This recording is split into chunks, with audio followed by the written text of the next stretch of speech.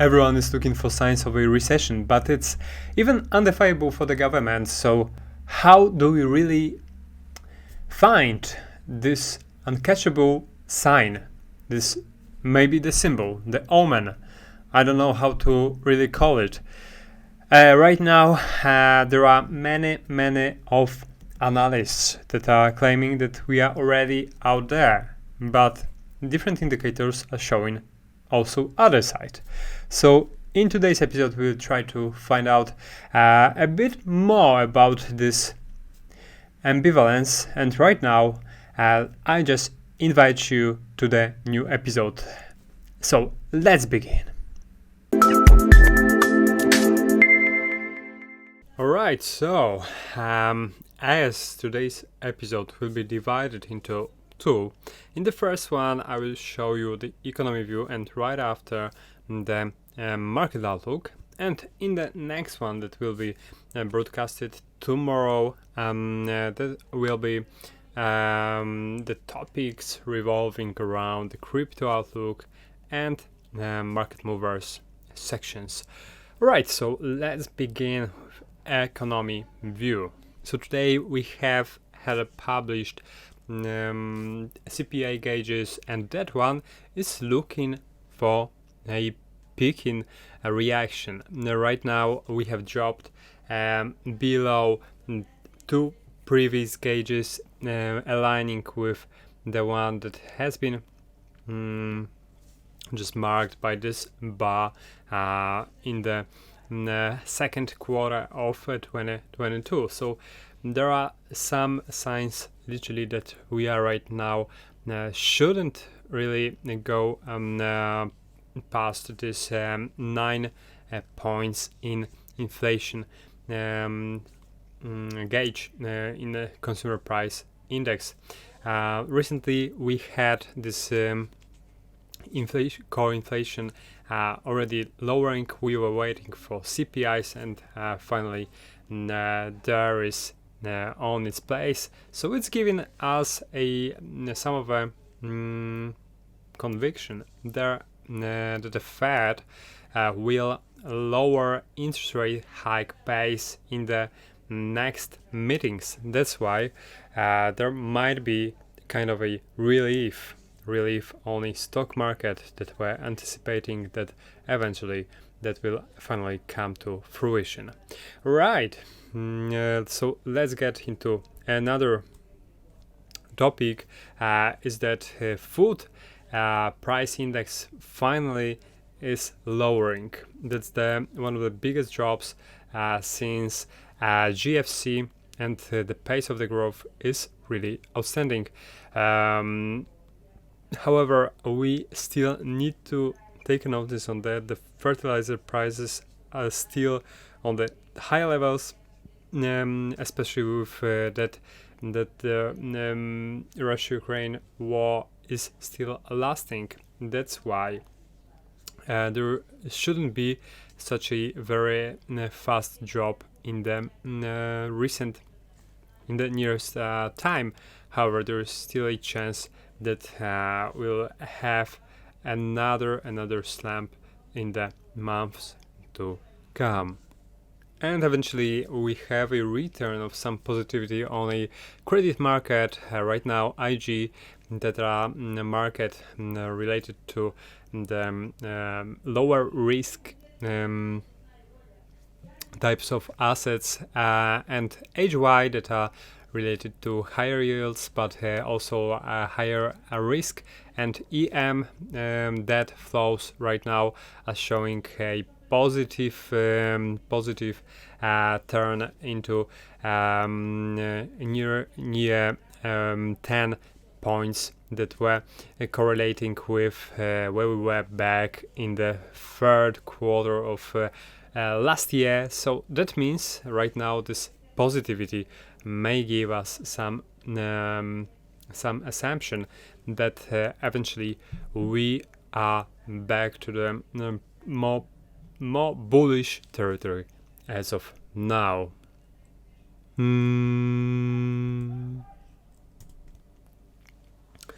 And this one chart, sorry for this low quality of a picture, is trying to track and also align together the reactions, the performance of where we were back on S&P 500 back in the GFC and right now.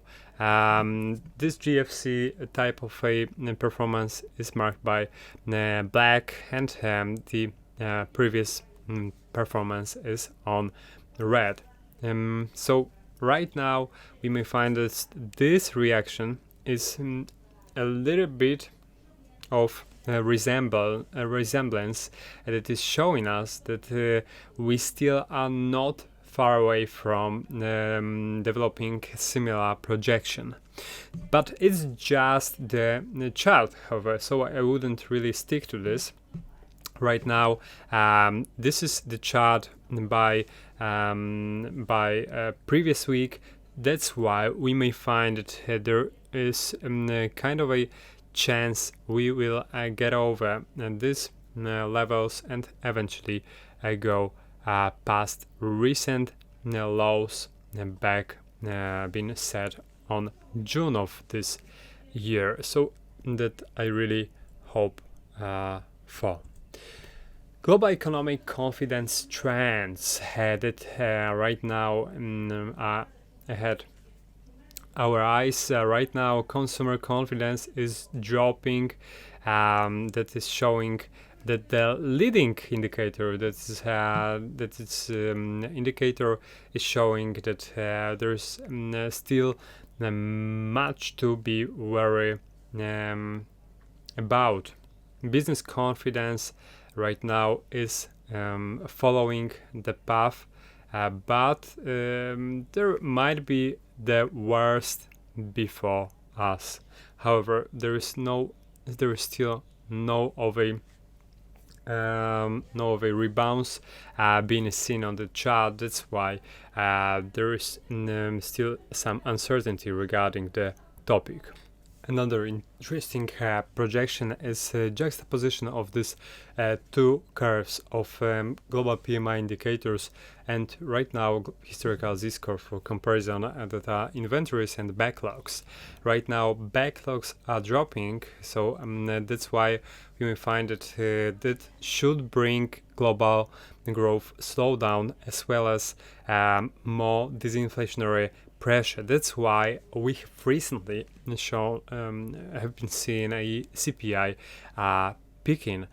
So that's the one that will, unfortunately for the economy, the CPIs may drop. However, the global slowdown may also be seen. And that's a very good point of Ronnie Stafferly. The low inflation world stood on three pillars. First, cheap immigrant labor keeping service sector wages stagnant in the US. Next, cheap goods from China raising living standards amid stagnant wages. And third, cheap Russian gas powering German industry and the EU more broadly. So that's also boils down to this Ukraine-Russia war that right now is putting us in a more kind of a inflationary environment. However, I think that this battle should get a little bit silenced in the months to come. That's why the third quarter of this year might be the one that may bring the most peakish anxiety in terms of the prices, and the next months should get it diminished. More and more analysts are finding that with the kind of inflation we are right now going through, there might be in the some of the time to come the denomination of a currency by introducing another type of currency that will be a digital dollar, digital currency that may replace the type of currency that we are right now using, should bring a trans-border transactions and everything within the speed of transactions and also low fees. However, it may be deprived of privacy and also the easily of usage. That's why there is more and more voices that are against this type of introduction, and that's why the negativity is so high.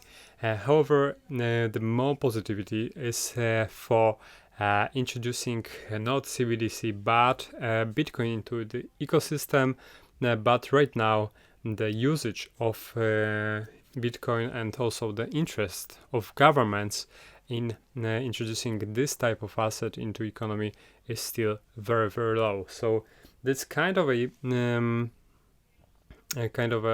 battle between the citizens that are for a public and also trans-border very cheap and also kind of anonymous Bitcoin, and government that are favoring rather the rise of CBDCs that are fully controlled by them. How the future will eventually find which currency will win the battle, we may see in the years to come. We are sometimes discovering that the layoffs that may add up to this recession getting higher odds is right now the topic that we might really be afraid. But it's still far away from where we were back in the COVID crisis. Right now we have literally recovered nearly all of the jobs lost in the pandemic. That's why those type of headlines of such as Oracle lays off hundreds of employees, or whether it's Snap or Meta, right now is not really spooking investors. There are some of the specific cases that not really are summing up into a large phenomenon that may threat the market growth as well as the economy. Right now, virtually these Oracle employees, for instance, were told that they were laid off because of fiscal restructuring and realignment due to a new leadership. So these are the cases very often that are not really related to the really, I would say, upcoming much of a problems stems from the poor condition of the economy. That's why I wouldn't really be afraid right now of U.S. job growth. U.S. job growth problems. And right here we have also the table that is contained from of non-supervisory and also earnings in production, non-supervisory employees on private non-farm payrolls by industry sector, and within this we may find that typically the gauges showing that right now we are very, very slowly but steadily growing wages. That's why more and more consumers have more power in order to spend that money, even within this high inflation lasting right this quarter. So that's also optimistic view. As of next, we may find that the proportion of Americans in employment is at its level of 5 years ago, That's why we may find that recently we have made a kind of a stunning progress, but there is still much to be done in order to retrieve the situation that been noted back in those years. However, not everything at once. Right here we can find that futures storm is pushing the prices higher. S&P 500 index 4-week performance approaching to standard deviations, and we can find that the power of growth is slowly but surely is leaning toward the much bigger growths. Right now we still maybe cannot confirm that this recessionary modes are over, but there we can find that more investors are turning their heads from the possible very low and poor recession, rather than to the possible growth outcome in the weeks to come. And here we may find that short interest of S&P 500 has been highest in nearly 2 years. That's why the odds of dropping right from here are very low. On the other hand, we may find that short interest as percentage of market cap is still very low. That's why we still may find a correction from those levels, but there is still possibly maybe another downturn move ahead. That's why I shouldn't really find that there's just a straight road to north direction from here. And something that also may be an indicator of where we are right now in terms of the economy is that NBER time series that are used for recession dating are normally above the levels being considered as a possible recessionary territory. The only one that is slumping in a quite of a high manner is that real manufacturing and trade sales, but it also may get recover with this CPI may get slumped.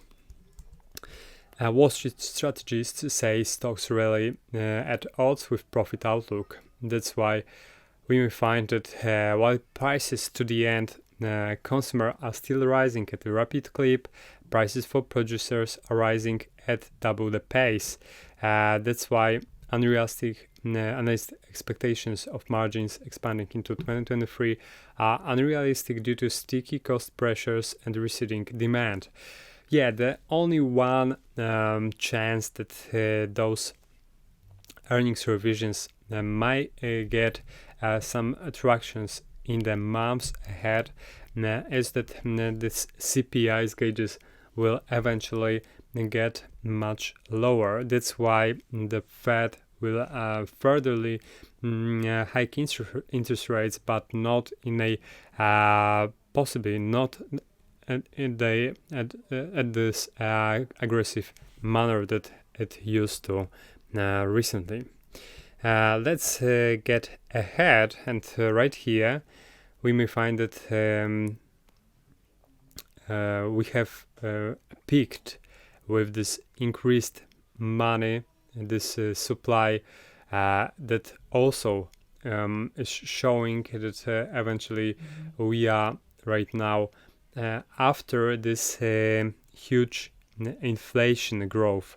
that's also showing that there are many factors that may add up to a future prices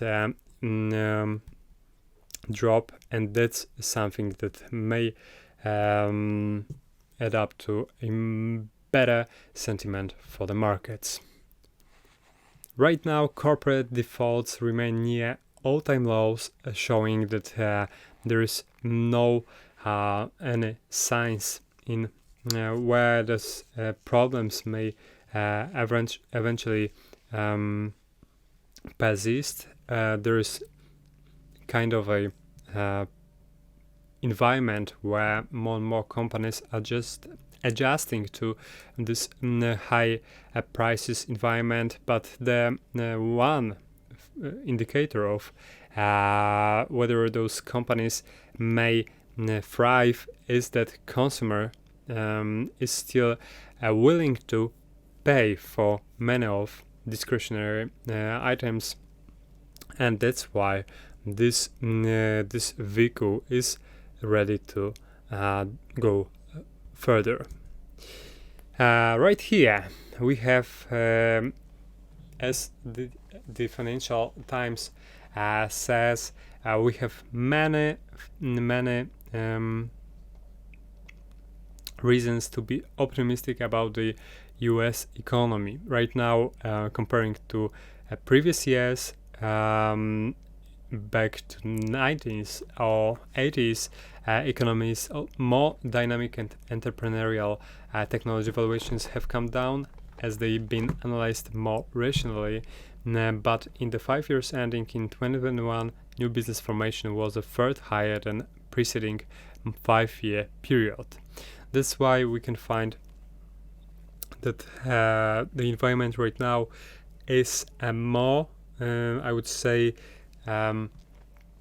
recession resilient. There is more cash piled by those companies, and also that's something that also is boosting some possibilities of getting anti-fragile. That's something that may stem to the reason why those companies were able to get through this pandemic period, even if they haven't really got some aid from the government.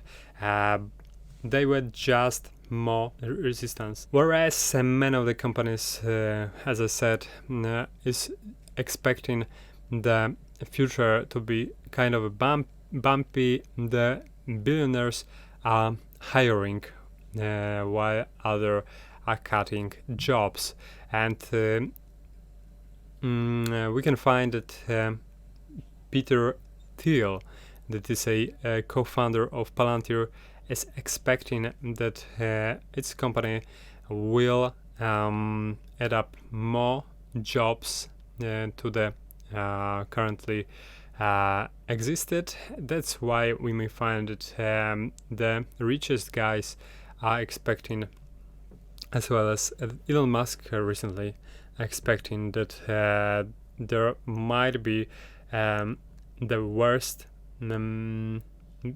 already over.